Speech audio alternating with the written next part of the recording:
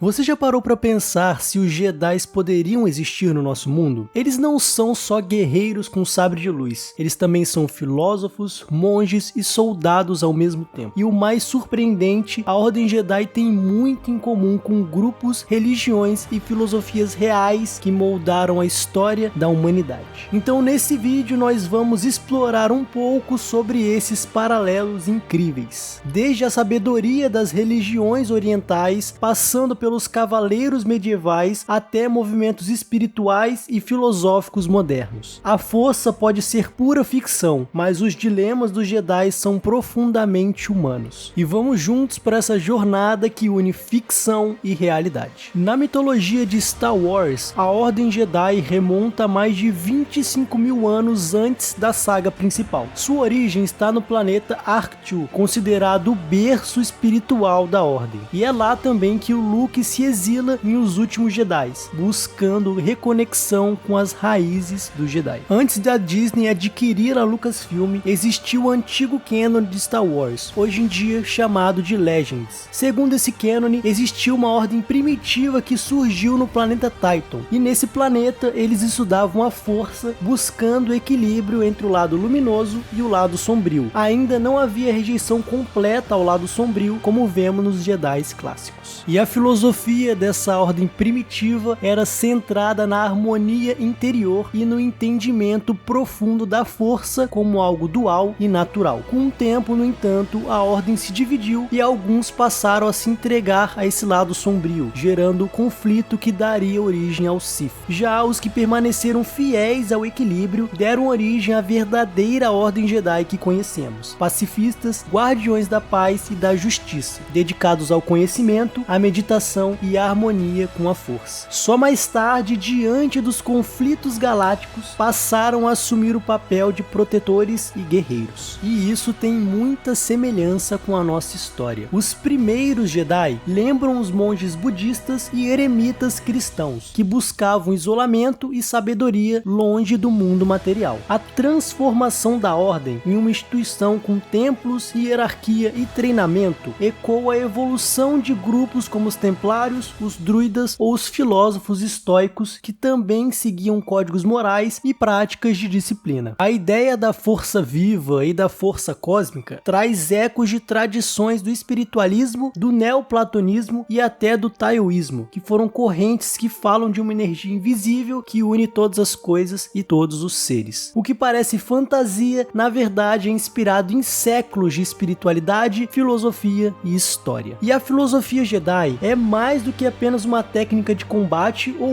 uso da força. É um modo de vida baseado em disciplina, em contemplação e o equilíbrio interior citado anteriormente. Desde cedo, aprendem que o apego é um risco. O medo de perder leva à raiva, à dor e ao lado sombrio. Eles meditam e refletem muito antes de agir. Por isso, também evitam vínculos profundos que o desviem do dever e jamais cedem ao medo, à raiva ou ao desejo do poder. E como que os Jedi são descobertos e treinados? As crianças que demonstram sensibilidade à força são identificadas por meio de testes de midi-chlorian, que são espécie de receptores da força presentes no sangue. Se forem consideradas promissoras, elas são levadas ao templo Jedi ainda bebê ou muito pequenas, longe das famílias com quem nunca mais terão contato. E isso faz parte da doutrina Jedi, que é evitar esses laços emocionais, porque esses laços, por mais nobres que pareçam, podem gerar medo, apego e sofrimento. E essas crianças crescem no templo, treinando mente e corpo em silêncio, meditação e artes marciais. São ensinadas a controlar impulsos, a servir a galáxia com humanidade e a buscar sempre o equilíbrio. O sabre de luz é apenas uma extensão desse caminho. Não é um símbolo de poder, mas de responsabilidade. É uma arma sofisticada para um tempo mais civilizado, como diz Obi-Wan no primeiro filme de Star Wars. Na prática, o que chamamos de caminho Jedi é uma mistura de sabedoria milenar com códigos de conduta de guerreiros e monges da nossa história. E aqui vão alguns paralelos filosóficos, espirituais e históricos com o nosso mundo. Como, por exemplo, temos o budismo, em que os Jedi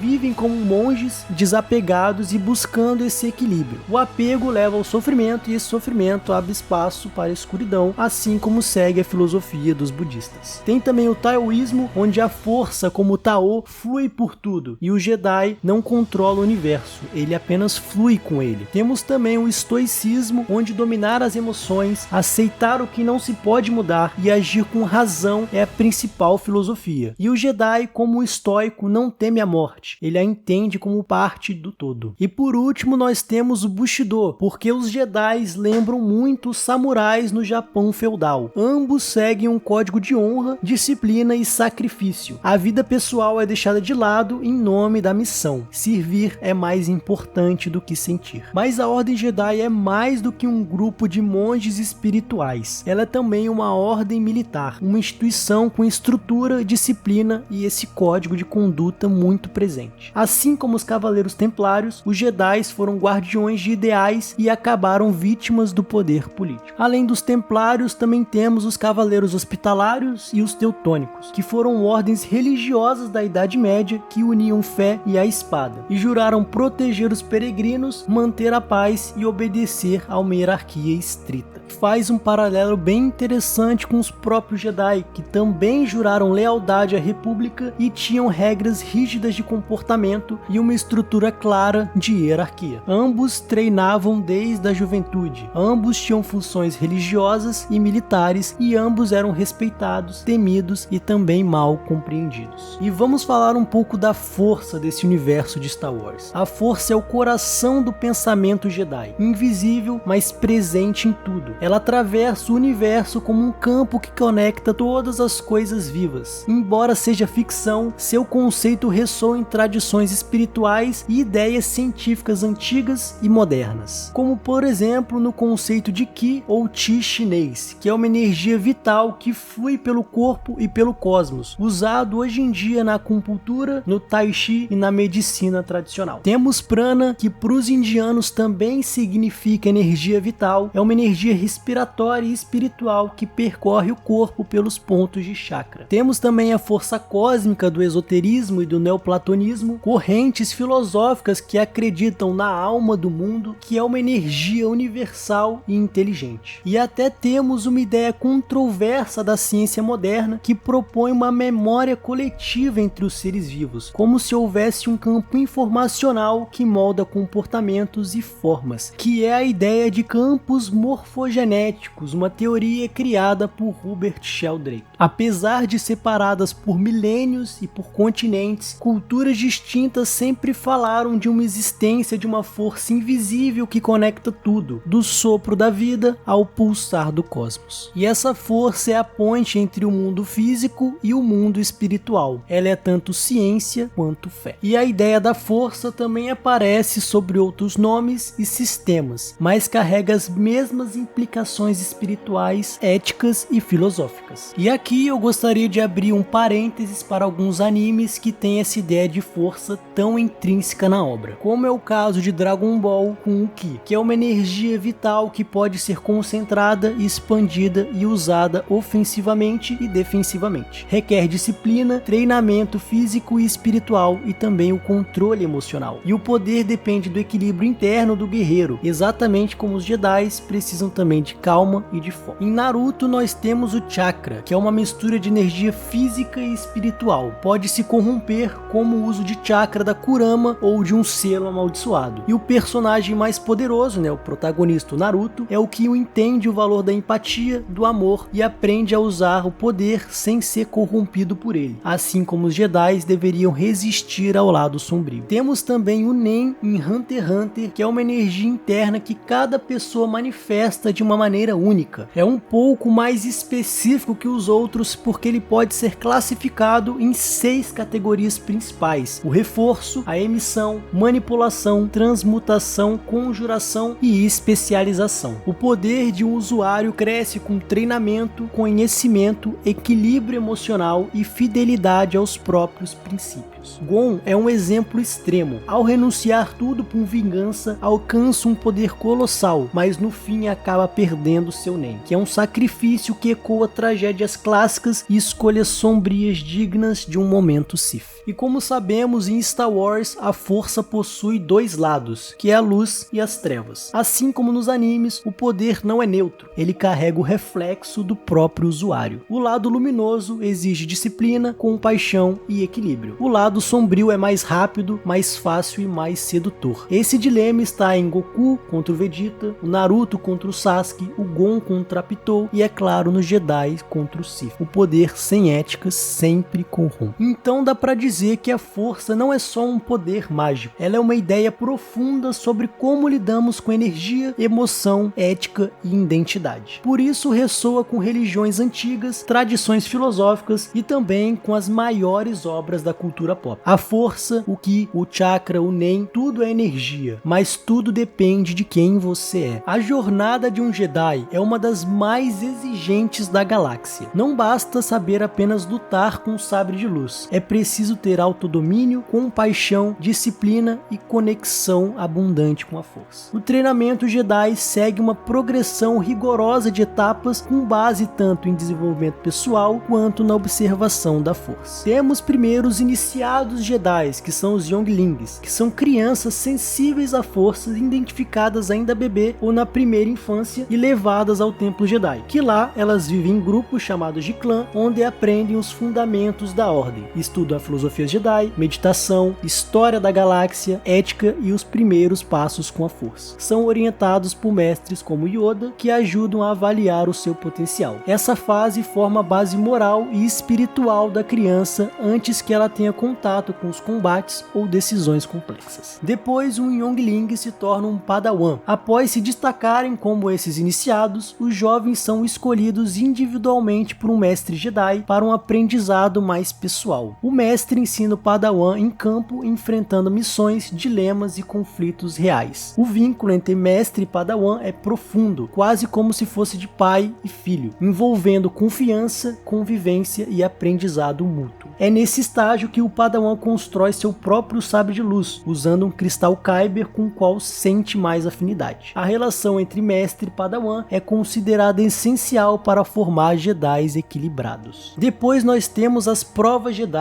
que para se tornar um cavaleiro Jedi, o Padawan deve passar por provas, uma série de desafios físicos, mentais e espirituais. Essas provas variam de acordo com o conselho, mas geralmente incluem uma prova de coragem, no qual o Padawan deve enfrentar um medo mortal ou situação extrema com bravura e controle. Temos as provas de habilidade, para demonstrar domínio técnico com o sabre ou com a força, prova do espírito, para enfrentar as sombras internas, desejos e conflitos pessoais. Temos as provas de conhecimento, para mostrar sabedoria, raciocínio e compreensão filosófica, e provas de compreensão, nem sempre são feitas, mas são para discernir as sutilezas de força e o seu papel no equilíbrio. E após passar nessas provas, o Padawan é finalmente reconhecido como um cavaleiro Jedi. Ele agora atua de forma mais independente em nome da ordem. Ele lidera missões diplomáticas, de meditação, de conflitos e, quando necessário, também de combate. Ele assume responsabilidade direta por suas funções e ele pode eventualmente treinar um Padawan, dando início ao ciclo de formação novamente. O cavaleiro é visto como alguém equilibrado, sábio o suficiente para servir sem precisar ser supervisionado. E por último nós temos o mestre Jedi, que após anos de serviço e sabedoria comprovada, o cavaleiro pode se tornar um mestre. Isso ocorre de duas formas diferentes: ao treinar um Padawan até que se torne um cavaleiro, provando ser capaz de transmitir a sabedoria da ordem, ou ao ser reconhecido pelo Conselho Jedi por feitos notáveis, ou pela excepcional conexão com a força. E esses mestres Jedi, eles podem participar do Conselho Jedi, que é o grupo que toma as decisões para toda a ordem. Eles também podem orientar o caminho espiritual da ordem e tomar decisões em nome da galáxia durante tempos de crise. O treinamento Jedi, ele não busca criar guerreiros perfeitos, mas sábios guardiões da paz. Por isso, todo o processo é profundamente espiritual, onde aprender a ouvir a força, meditar e sentir o fluxo do universo é uma prioridade, onde ele também é ético a agir sempre com compaixão, evitando o ódio, o medo e o ego, e filosófico, entendendo que o poder deve servir aos outros, não ao seu próprio desejo. Ser Jedi é agir sem apego, lutar sem raiva e servir sem buscar glória. E mesmo com todos esses conceitos, a inevitável queda da Ordem Jedi aconteceu. Mais diferente do que muitos outros pensam, não foi causado apenas por Anakin Skywalker. Ela foi o resultado de décadas ou séculos de orgulho, rigidez e distanciamento de seus próprios princípios espirituais. A Ordem se aliou à política da República, tornando-se um braço de um sistema falho, perdeu a neutralidade e o equilíbrio. Eles também ignoraram os sinais do lado sombrio, confiando demais na própria visão limitada da força. E, como sempre, proibiram vínculos afetivos, mas não ensinaram como lidar com emoções profundas, criando repressão e não sabedoria. E, é claro, viraram dogmáticos, presos a regras, conselhos e tradições, e esqueceram da compaixão, da escuta e da dúvida. Anakin caiu, mas a Ordem já estava rachando por dentro. E a história do nosso mundo está cheia de exemplos parecidos. A igreja medieval, ao se aliar demais ao poder político, perdeu a sua essência espiritual, gerando cismas e reformas. As ordens dos cavaleiros, como os templários citado anteriormente, sucumbiram entre riqueza, influência e disputas internas. E temos também governos e revoluções que, ao se prenderem a dogmas ou a manutenção do poder, se tornam o oposto do que defendiam. Muitas grandes instituições não foram destruídas por inimigos externos, mas por não ouvirem os sinais internos da própria decadência. Inclusive, a própria queda dos Jedi e dos Templários são bastante semelhantes, onde os Templários foram destruídos por pressão política, com um rei francês, Filipe IV, que, endividado com a Ordem, convenceu o Papa a persegui-los. Eles foram acusados de heresia, presos, torturados e executados. Já os Jedi, por sua vez, foram eliminados pela Ordem 66, arquitetada por Palpatine, que era o líder político supremo que os temia e usou a guerra para destruí-los. Ambos foram caçados não por serem fracos, mas por representarem uma ameaça simbólica ao poder central. O que acontece quando a realidade entra em conflito com um dogma? Quando o indivíduo começa a enxergar nuances onde a Ordem via absolutos. A verdade é que o caminho da força nunca foi único, e os próprios Jedi mostram isso com clareza. Alguns permanecem fiéis ao ideal tradicional, enquanto outros escolhem trilhar novas rotas, questionando a estrutura da Ordem sem necessariamente trair essa sua essência. Como os guardiões do ideal, nós tivemos Yoda, que foi o sábio milenar, representa o Jedi clássico, que é paciente, filosófico e comprometido com o equilíbrio acima de tudo. Tivemos também Luke Skywalker, que trouxe a esperança a uma galáxia mergulhada nas trevas e tentou reconstruir a Ordem, mesmo diante de fracassos e dilemas morais profundos. Tivemos também Rey, que foi aprendiz do legado Jedi, carrega uma nova chama, mais aberta, empática e conectada com o lado humano da força. E tivemos Kanan Jarrus em Rebels, que foi um sobrevivente da Ordem 66, viveu como um fugitivo, mas se reconectou com o caminho Jedi ao treinar Ezra e se sacrificar pelo bem maior. Esses Jedi representam a perseverança, mesmo diante da dor, da queda da Ordem ou das falhas do passado, mantiveram acesa a chama do ideal Jedi, adaptando, mas sem abandoná-lo. E tivemos aqueles que romperam ou reimaginaram o caminho, como Ahsoka Tano, que foi a pupila de Anakin Skywalker e deixou a Ordem após ser injustamente acusada. Sua saída não foi uma negação da força, mas um grito de independência. Ela continuou servindo a justiça por conta própria. Tivemos Conde Dooku, que foi um Jedi que se tornou um Sith. Representa a frustração com a corrupção da República. Sua queda reflete como ideais mal canalizados podem alimentar a escuridão. Tivemos também Cal Kestis, que após sobreviver à Ordem 66, passou a viver na sombra sem se declarar abertamente Jedi. Seu retorno ao caminho da força mostra que o exílio não é sempre o fim, mas pode ser um renascimento. Tivemos Ezra Bridger, que foi um jovem sensível à força, seguia um caminho instintivo e intuitivo, muitas vezes fora das normas, mas sempre guiado pelo senso comum. E por último tivemos Grogu, que ainda em formação escolheu trilhar sua própria jornada ao lado de Din Djarin, recusando o rigor da Ordem para seguir o caminho mais afetivo e orgânico. Esses personagens mostram que a força é vasta e que a espiritualidade verdadeira não está na obediência obediência cega, mas na conexão sincera com aquilo que é justo, equilibrado e compassivo. Todos são Jedi, mesmo que nem todos usem esse título. Uns usam sabre de luz, outros força da presença, mas todos enfrentam o mesmo dilema: luz ou sombra, ordem ou liberdade, devoção ou dúvida. E talvez seja essa a maior lição. A verdadeira jornada Jedi não está em seguir regras rígidas, mas em buscar o equilíbrio dentro de si. Mesmo que o caminho seja solitário, ambíguo ou não reconhecido por uma tradição, seja você um guardião silencioso do equilíbrio, um rebelde da luz ou alguém ainda em busca do seu lugar no universo, a verdade é que a jornada nunca termina. O legado Jedi continua vivo cada vez que escolhemos agir com empatia, consciência e propósito. Os Jedi não são apenas personagens de uma galáxia distante. Eles representam o ideal em constante transformação, reinterpretado em videogames, filmes, livros e debates filosóficos. Essa evolução reflete nossa própria busca humana por sentido e pelo domínio das forças internas que nos definem. O mito Jedi permanece vivo porque toca algo profundo em nós: a luta eterna entre luz e sombras, a coragem para enfrentar nossos medos, a busca por equilíbrio em meio ao caos do mundo e a esperança de construir um futuro melhor. E é justamente nesse espaço entre ficção e realidade que o futuro da filosofia Jedi se desenha. Está em nossas mãos o poder de continuar contando essas histórias, de aprender com elas e de cultivar a nossa própria força interior, a energia que nos impulsiona a crescer, a superar e a servir.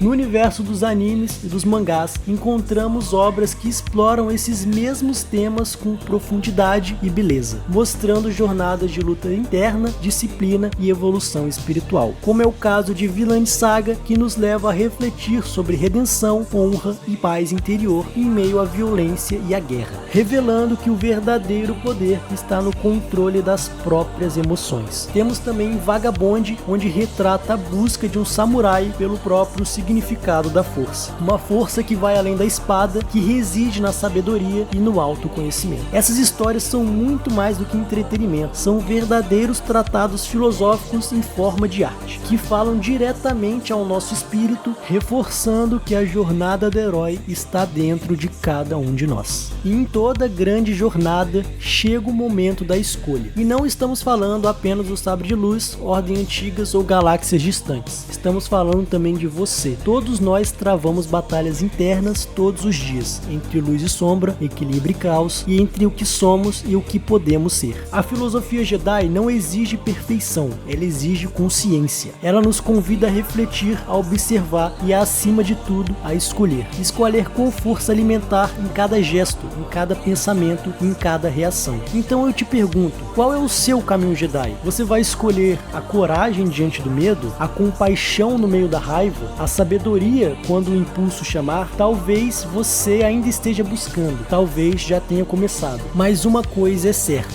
a força está em tudo, e a pergunta que fica é simples e poderosa: o que você fará com a sua própria força? Se você curtiu esse vídeo, então não se esqueça de deixar aquele like, compartilhar e se inscrever aqui no canal. E me conta aí nos comentários qual personagem Jedi que tu mais curte e o porquê. E até a próxima no Narrativerso. Que a força esteja com você.